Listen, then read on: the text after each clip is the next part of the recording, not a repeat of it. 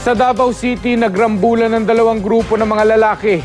Ang ilang umawat lang nabugbog din. Makibalita tayo kay Tec Ocampo ng GMA Davao.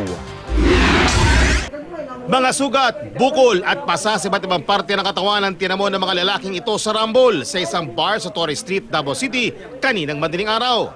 Nagsimula raw ang gulo ng pagbintangan ng isang grupo ng mga lalaki ang isa pang grupo na pinagtitripan daw ang kanilang motorsiklo.